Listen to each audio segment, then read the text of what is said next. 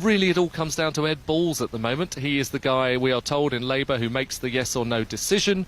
He's obviously a guy who will have seen all of the numbers for many years now, because it was originally a Labour project. And if he pulls the plug on this, then the Conservatives are saying they can't keep it going. So I guess the next interview with him will be interesting. Is he convinced? Because, at the moment, he's the key guy. As if by magic, Richard, thank you. We do have Ed Balls, the Shadow Chancellor, on today. Does this change anything for you, this report today, this fifth business case? We need to study the details of this report today. As our Transport Shadow, Mary Cray, has said this morning, David Cameron's got to get a grip on this project, get a grip on spiralling costs, and we've got to make sure these benefits are there and are real, and that this is the best way to spend a very large amount of money.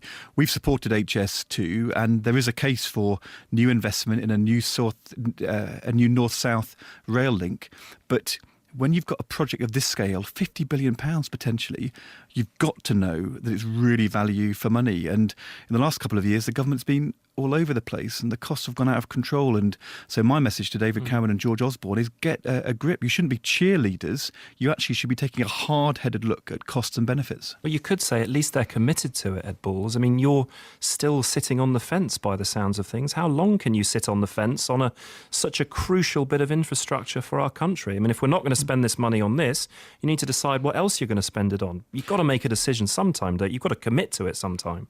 Well, my job as the Shadow Chancellor and potential Chancellor at the next election is to be hard-headed about standing up for value for money for taxpayers.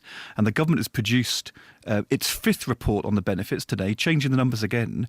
I'm not going to say within an hour whether we're persuaded by these. That would be completely irresponsible. That's a kind of flippity-gibbet treasury which we're seeing at the moment from George Osborne. We'll study the details of this in the coming weeks and months, and it's got to stack up.